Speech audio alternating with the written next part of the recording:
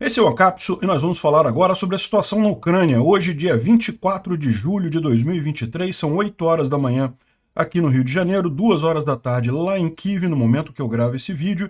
E temos algumas coisas interessantes aqui hoje, outras nem tanto. Por exemplo, a Rússia conseguiu atacar mais uma vez a cidade de Odessa e aqui no sul da Ucrânia ela realizou ataques em vários portos aqui da região, inclusive no porto de Reni, nesse canto aqui bem próximo da Romênia, né? Os ataques tiveram sucesso, conseguiram destruir depósitos de grãos que tinham aqui na região, né? Odessa também foi atacada. Em compensação, os ucranianos atingiram a Crimeia em vários lugares aqui, está virando uma festa atingir depósito de munição na Crimeia, e também fizeram vários ataques aqui em Moscou. Pelo menos 3 prédios pegando fogo lá em Moscou por drones ucranianos que atingiram a capital russa, né? Os drones aparentemente não fizeram nenhum dano absurdamente grande, mas só o fato da Ucrânia conseguir botar drones lá na Rússia, lá na capital da Rússia, lá em Moscou, já mostra a fragilidade da defesa antiaérea russa ali na região, né? E traz o prenúncio de ataques que podem ser muito mais danosos lá em Moscou. Pois bem, também temos algumas informações aqui sobre a linha de frente. Mais uma vez, os ucranianos avançaram aqui na região de Kamiansk e também aqui na região de Dorogianka, nessa região aqui, né? A gente sabe que estão avançando também aqui em Orihiv, mas não temos informação nesse momento sobre o que está acontecendo ali. O acampamento do grupo Wagner em Belarus só aumenta de tamanho. Será que tem algum risco disso acontecer, disso levar a algum ataque deles?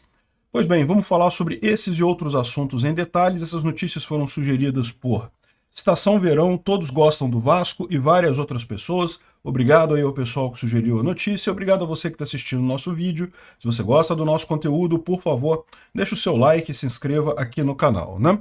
Pois bem, infelizmente aqui na região de Odessa, tanto na cidade de Odessa quanto em outros portos que ficam aqui bem na divisa com a Romênia, né, os russos lançaram ataques com drones Shahid, e conseguiram atingir vários portos aqui, né? Esse daqui é o porto de Reni, bem na fronteira, quer ver? Deixa eu colocar aqui para ficar maior a imagem.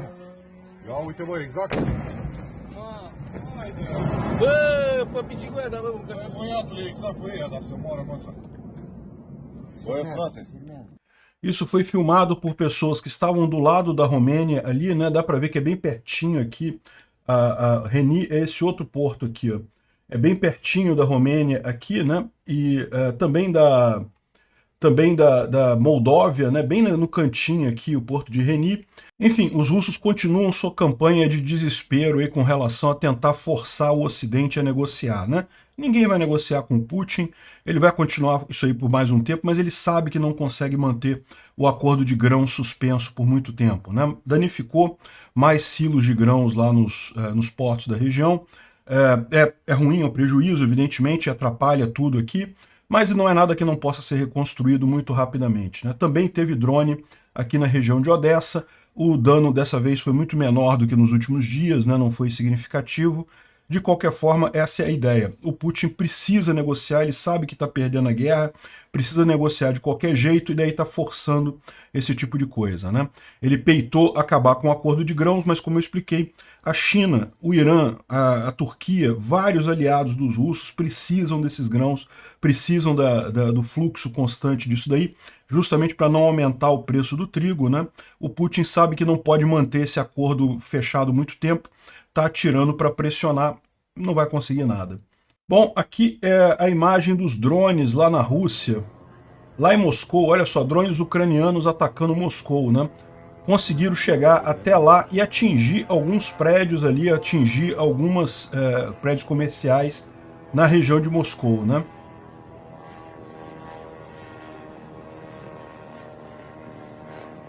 Olha só o dronezinho. Até onde a gente sabe, os danos não foram significativos. Alguns prédios pegaram fogo onde o drone atingiu, mas não teve nada significativo. De qualquer forma, o fato dos drones chegarem lá em Moscou é um prenúncio aí de bons possíveis ataques no futuro, né? Esse daqui foi um prédio que pegou fogo numa parte grande dele aqui. Segundo estão dizendo, esse prédio aqui pertence a Leroy Merlin, que é uma fábrica, se não me engano, francesa. Aqui seria o prédio central da Leroy Merlin na Rússia. Então danificou bem aqui essa parte de cima aqui do prédio. Aqui ó, dá para ver por um outro ângulo aqui, quando ele estava pegando fogo ainda, dá para ver que pegou fogo mesmo. Vocês vão ver que de vez em quando caem algumas coisas aqui, ou seja, foi uma explosão violenta, foi um ataque violento ali nesse prédio. De novo, não consta que tenha nenhum grande prejuízo ali, não tem nada militar na região, mas certamente foi um ataque, um estudo de caso para verificar a possibilidade de ataque ali, né? Mas esse foi só um dos prédios, tá? Teve um outro prédio aqui bem perto do Ministério da Defesa russo, isso aqui é o Ministério da Defesa russo. O prédio, na verdade, é atrás, né? Atrás do Ministério da Defesa russo, mas de qualquer forma ficou uma foto bacana aqui do Ministério da Defesa russo com a fumacinha lá por trás, né? Esse daqui foi um outro prédio que foi atingido também, um prédio bem alto, tá vendo? Tá a fumaça aqui, tá pegando fogo lá nos andares lá do prédio. Tem aqui a informação de que hoje, por volta das 4 horas da manhã, lá em Moscou, né? Ataques de drones atingiram 2 prédios não residenciais. Como eles dizem aqui, não tem danos sérios nem feridos, e as operações estão acontecendo nos locais, né? Então seriam principalmente esses 2 prédios que foram atingidos, mas tem esse outro aqui também, ó, que não sei se é um dos outros prédios visto de um ângulo diferente, mas parece ser um outro prédio isso daqui, não parece ser nenhum dos 2 prédios que a gente viu antes, né? Parece realmente ser um terceiro prédio que foi atingido também ali na região de Moscou, no centro de Moscou, né? E também tem esse prédio aqui, um prédio baixo, e esse daqui ele pertence ao Ministério da Defesa russo. Então, pelo menos uma parte do Ministério da Defesa russo foi de fato atingida por drones ucranianos lá, né? Tudo bem que é um prédio baixo aqui, não parece ser algo muito sensível dentro do Ministério da Defesa, mas o drone conseguiu chegar lá e conseguiu atingir, né? O que já é uma excelente notícia. Dá para ver a confusão que tá tendo lá nas ruas lá em Moscou por conta disso, né? O pessoal fechou várias ruas lá em Moscou, o tráfego está fechado lá no centro de Moscou, né? E, lógico, os russos, né, a porta-voz do governo russo falou que o ataque de drone foi ato de terrorismo internacional e coisa e tal, né? Oh, que ironia, né? Que coisa engraçada. Eles não percebem o que eles fizeram lá em Odessa, o que estão fazendo na Ucrânia desde 2014, na verdade, né? Enfim, é isso daí. É bom sinal que os ucranianos conseguem fazer esse tipo de ataque lá na Rússia, né? E sim, foi o drone ucraniano chamado Beaver, um drone de longo alcance que já foi apresentado há algum tempo. Aparentemente essa foi a primeira operação dele real, uma espécie de teste do drone. Espero que a gente veja muito mais dele nos próximos dias aí, né? É verdade, você vê alguns ucranianos criticando esse tipo de ataque, dizendo que esses drones poderiam ser melhor usados para atingir bases russas próximas ali da Ucrânia e coisa e tal, para tentar danificar isso daí e prejudicar o esforço de guerra russo, né? Que a Ucrânia não precisa atingir Moscou para piorar a situação para a Rússia e coisa e tal.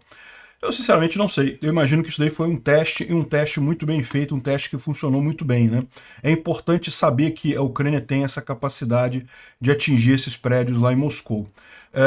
Certamente também atingir alvos mais próximos que sejam militarmente relevantes é importante, mas isso também foi feito ontem, né? A Crimeia virou festa. Os ucranianos certamente conseguiram mapear de uma forma bastante clara ali as defesas antiaéreas russas na região, conseguem contornar elas agora com bastante facilidade, e a gente teve vários ataques aqui. Então, por exemplo, isso aqui foi numa base militar, numa base aérea militar no distrito de Veseloye. Aqui, ó, uma explosão bem grande aqui na região, atingiu algum depósito de munição muito grande ali.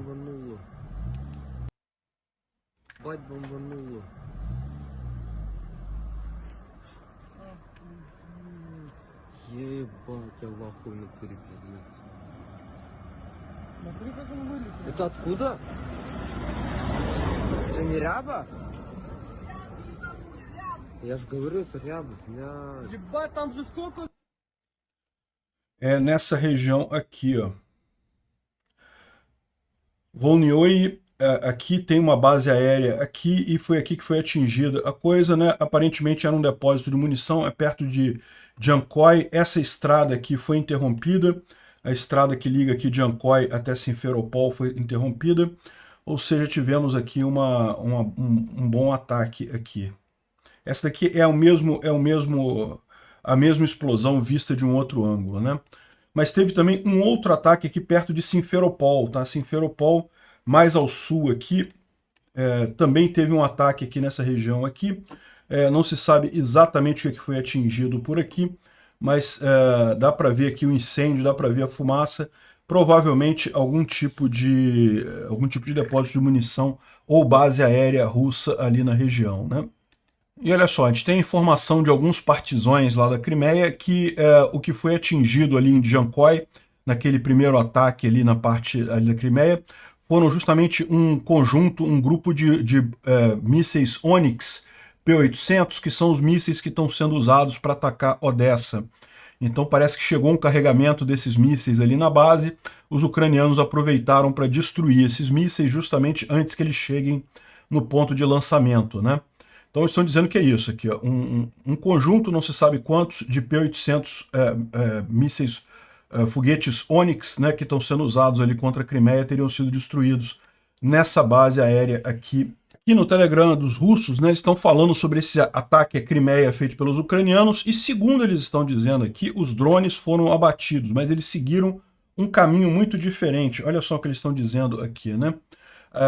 Esse ataque foi bastante único em termos de caminho, né? Os drones levantaram voo próximo de Kryvyi Rih, depois passaram próximo da região de Mykolaiv e depois foram dali para Odessa e dali que eles foram direcionados para a Crimeia. Esses drones cobriram uma distância significativa de mais de 500 quilômetros. A escolha desse caminho indica desenvolvimento de rotas mais complexas para enganar as tropas russas, né? Um pouco depois, um avião Su-24 da Força Aérea Ucraniana lançou mísseis Storm Shadow, 3 num depósito de munição ali em Volny, aquele depósito de munição onde supostamente estariam os foguetes Onyx, né? E um numa base de reparo próximo de Novosteponoye, deve ser aquilo que a gente viu ali perto de Simferopol, deve ser isso então, uma base de reparo que foi atingida ali, né? Infelizmente, todos os 4 atingiram o alvo. Infelizmente para ele, né, que é russo, né? E aqui ó, eles estão mostrando qual foi o trajeto dos drones aqui, ó. Vindo aqui por Mykolaiv, saindo lá de Kryvyi Rih, vindo por Mykolaiv, Odessa, e daqui atingindo várias partes aqui na Crimeia. E além disso, teve os Storm Shadow que foram lançados aqui nas bases, né? Segundo os russos estão dizendo, os drones foram todos derrubados, mas isso aí não dá para saber não, né? Pelo menos não ficamos sabendo exatamente o que aconteceu aqui.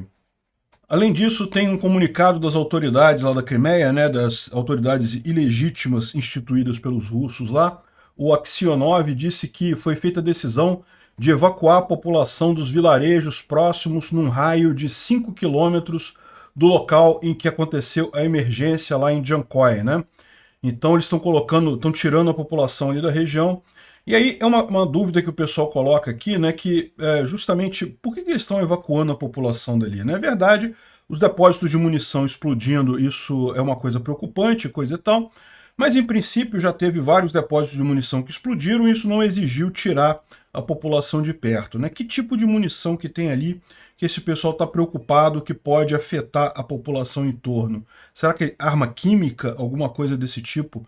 Armas muito explosivas que podem acabar, né, gerando um ataque ali, uma explosão muito grande ali, né?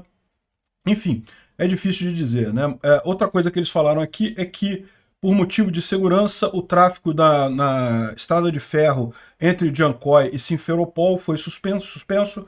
Como eu falei para vocês, essa ligação aqui entre Jancoy e Simferopol foi toda desfeita, foi toda suspensa, tanto para carros quanto para trem, né? E aí realmente é estranho isso, porque se você parar para pensar, de novo, né, tá explodindo aqui as munições aqui e a estrada passa relativamente perto aqui da base aérea, mas que estranho ter que fechar isso tudo. Eles fizeram a mesma coisa aqui embaixo, quando teve aquele outro ataque ucraniano mais aqui nessa região, né? O que será que esses russos estão guardando de arma ali que eles têm tanto risco?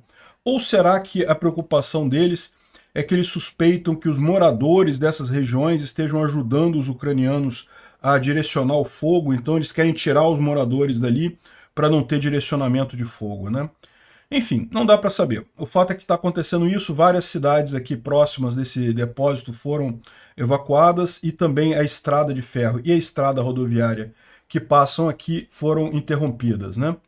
Bom, falando sobre a linha de frente, o Raibar, que é um comentarista russo, está fazendo algumas observações sobre a linha de frente ali em Orihiv, né? Vocês sabem, os ucranianos eles estão em silêncio operacional, a gente não tem muitas informações deles, mas então vale a pena a gente ver aqui, porque segundo ele está havendo uma intensificação muito grande dos ataques ucranianos na retaguarda, né? Junto com o aumento da intensidade de bombardeios na linha de frente, demonstrando planos do inimigo num futuro próximo, ou seja, o que eles estão vendo é que isso aí é uma preparação que os ucranianos estão fazendo para a intensificação da contraofensiva nos próximos dias, né?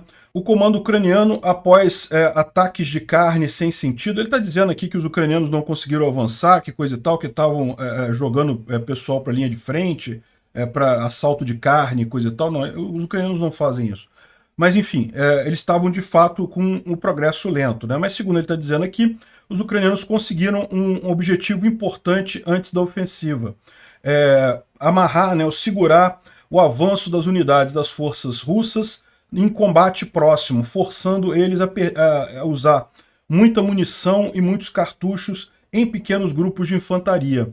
Ou seja, forçaram os russos a usar o que eles tinham de munição e ao mesmo tempo estão atacando a retaguarda para destruir os depósitos de munição. A ideia justamente é, como a gente já está vendo acontecer, né, diminuir a quantidade de munição russa na linha de frente. Agora, as Forças Armadas da Ucrânia estão focando em ataques contra logística e depósitos de suprimento. A artilharia não para nem por um minuto e, ao mesmo tempo, a principal ênfase dos ucranianos foi colocada na direção de Orihiv, para onde também foi o comando da 10ª Brigada, daquelas brigadas novas que os ucranianos estão criando para a contraofensiva, né? Ou seja, o que eles estão dizendo é que realmente parece que os ucranianos estão preparando para o golpe principal da contraofensiva nos próximos dias, né? A intensificação dos combates de contrabateria buscam o objetivo de atingir a superioridade dos meios de destruição no campo de batalha, né? O número de ataques com mísseis de precisão, inclusive HIMARS, aumentou de forma dramática. Contrabateria, como vocês sabem, quando os russos usam a artilharia deles para atingir os ucranianos vão lá e atiram com a artilharia dos ucranianos para atingir a artilharia russa, para destruir a artilharia russa, né? Ao mesmo tempo, as Forças Armadas da Ucrânia estão reforçando alguns grupos, como, por exemplo, a 148ª Brigada de Artilharia e mais algumas outras unidades aqui na linha de frente, né? Em Zaporísia, hoje, dia 24 de julho, a chegada de um equilon, de uma onda de mobilização militar é esperada. Também, adicional, o uso de mais HIMARS devem ser alocados ali na região de Zaporísia. Ou seja, o que ele está dizendo é que tudo indica, pelo movimento dos ucranianos, que muito em breve a gente vai ter o que o próprio Zelensky falou, né, que é para esperar agora a fase mais, digamos, mais forte da contraofensiva ucraniana nos próximos dias. A gente tem aqui algumas informações bem interessantes da linha de frente, ele falando aqui sobre Bakhmut. As Forças Armadas ucranianas entraram em Bakhmut, isso é informação oficial. A gente já mostrou aqui imagens dos ucranianos lutando dentro da cidade de Bakhmut, né, alguns dias atrás, então sim, a liberação de Bakhmut já começou, mas ainda está muito no começo, ainda vai levar muito tempo, né? Os russos estabilizaram o ataque deles na região de Berivka, a norte de Bakhmut, mas eles estão perdendo chão muito rapidamente em Klishivka, ao sul e mais ao sul ainda em Kurdyumivka, o que rapidamente vai permitir cortar as linhas de suprimento russas, né? Em Bakhmut, os ucranianos já estão lutando dentro da cidade de Bakhmut, não conseguiram liberar muita coisa ainda, mas já estão lutando dentro da cidade de Bakhmut. Aqui em Berivka, os ucranianos estavam avançando, os russos conseguiram conter o avanço ucraniano aqui, mas não aqui no sul, né? Aqui no sul, os ucranianos estão tomando Klishivka e também Kurdyumivka e outras cidades por aqui, o que pode gerar, o que pode facilitar os ucranianos interromperem o suprimento de munição e coisas para os russos através dessa estrada aqui, e também das outras estradas, porque isso daqui fica numa posição mais alta em relação a essas outras estradas aqui, que também podem ser usadas para abastecer Bakhmut, né? É mais ao norte, na área de Soledar. Os ucranianos estão avançando devagar, mas de forma contínua, né? E ele fala aqui da explicação da importância de Bakhmut 2.0, ou seja, dos ucranianos retomarem a cidade, principalmente porque existem 50 mil russos em torno de Bakhmut. Isso é quase 25% de todos os russos nessa ocupação ilegal estão na região de Bakhmut para proteger Bakhmut. Os russos consideram a cidade muito importante para eles e justamente por isso se torna importante para a Ucrânia liberar a cidade, né? Sobre a contraofensiva, eles falam que desde que receberam a munição cluster, né, a munição fragmentante dos Estados Unidos, o exército ucraniano começou a avançar num ritmo mais acelerado, ou no mínimo a aumentar o dano causado na infantaria russa ao longo da linha de frente ali, né? Isso de uma forma insustentável para os russos. Ao mesmo tempo, o HIMARS tem atacado a artilharia russa, né, destruindo esses... o tal do ataque de contrabateria, né? E também destruindo linhas de comunicação, centros de comando e controle, depósitos de munição e coisa e tal, né? Ele depois fala um pouco aqui sobre a questão de usar munição fragmentante, coisa e tal, mas a gente já discutiu esse assunto, não tem por que falar mais sobre isso. Bom, na região de Vasilivka, depois da liberação de Kamiansk, no rio Dnipro, o exército ucraniano está avançando com sucesso em direção a Lubov, um objetivo intermediário em direção a Vasilivka, né? Então o que ele está falando aqui, a gente já tinha mencionado isso ontem, Kamiansk aqui já está totalmente liberada, muito embora essa parte sul aqui ainda esteja em controle dos russos, né? Mas os ucranianos de fato já estão aqui e estão avançando em direção a Luhov, que é essa cidade aqui, que é um objetivo importante aqui para chegar em Vasilivka. Vasilivka certamente é o grande objetivo desse eixo de ataque aqui, porque uma vez tendo Vasilivka aqui, você tem duas possibilidades muito boas. Uma delas é os ucranianos avançarem para oeste em direção a Enerhodar e outra avançarem para sul em direção a Melitopol, né? Você, estando aqui em Vasilivka, você já venceu o grosso dos campos minados que os russos criaram aqui na região, né? Realmente eles criaram muitos campos minados, mas quanto mais na retaguarda, menos eles podem minar os campos, porque eles precisam usar aquela mesma região, né? No eixo de Orihiv, ele fala que aqui é o ponto mais pesado para o exército ucraniano. Os ucranianos já entraram em Robotny e está confirmado que eles estão avançando tanto ao leste quanto ao oeste de Robotny. E a última localidade antes da principal linha de defesa russa, que é a linha Surovikin, né?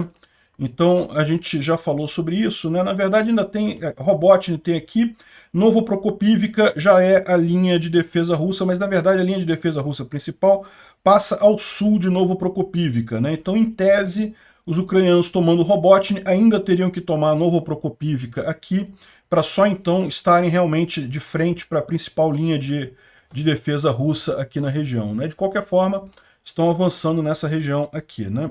Nessa direção de Orihiv, os ucranianos enfrentam suas perdas mais significantes causadas por erros de comando ou então e também pelos campos minados muito fortes que tem ali na região, né? Estamos falando de centenas de milhares de minas antipessoais e antitanques, centenas de milhares.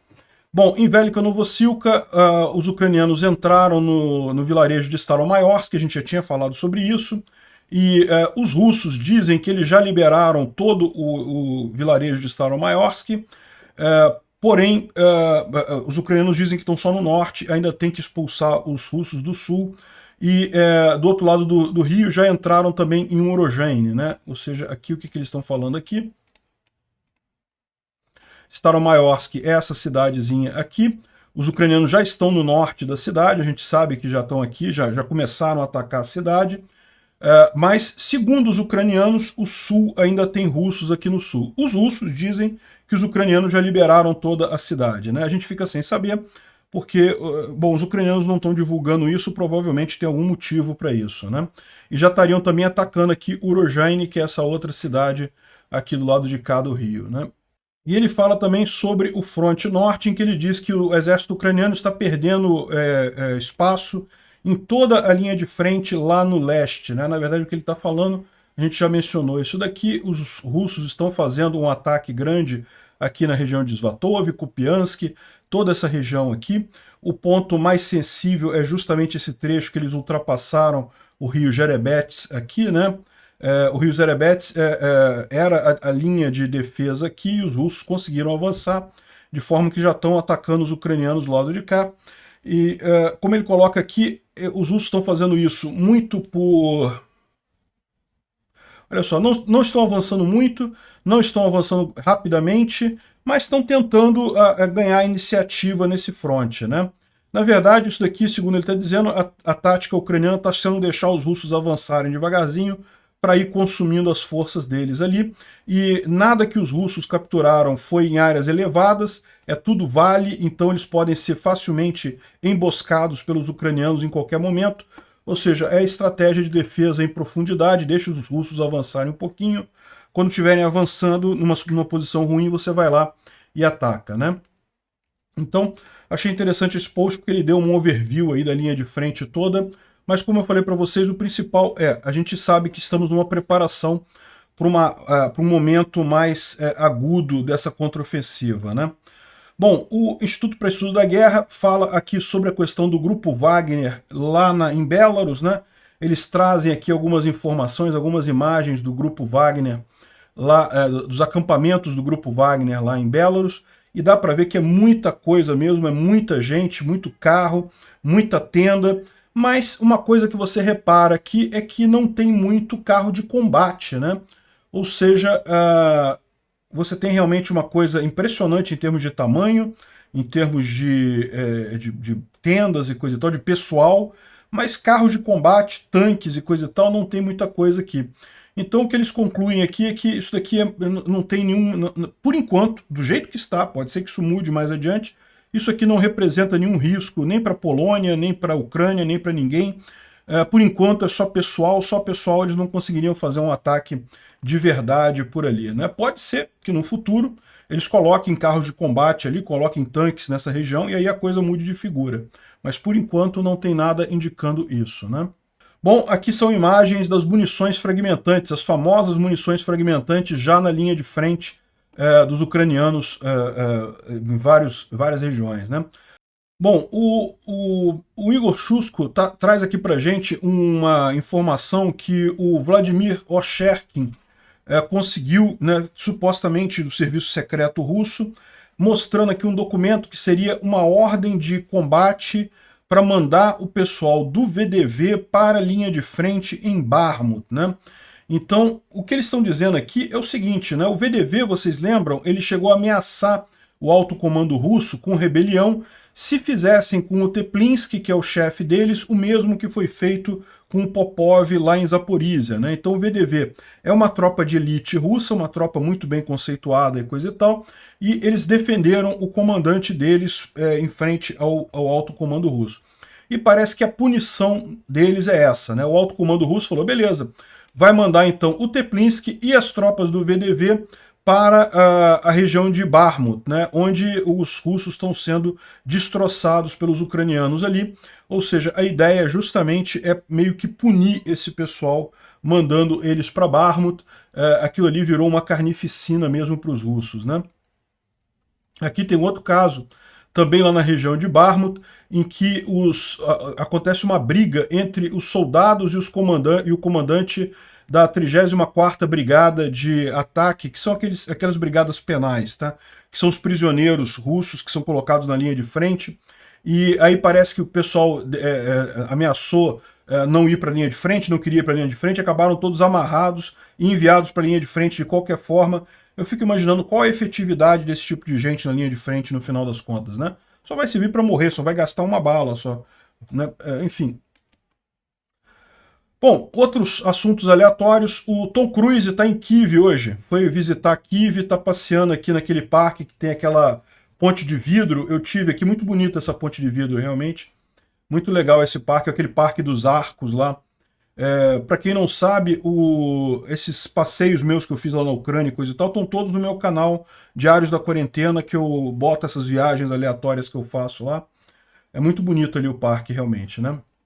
Uma outra notícia interessante é que o apoio a envio de armas para a Ucrânia dentro do Partido Republicano cresceu 16%, segundo eles estão dizendo aqui, foi para 75% no total.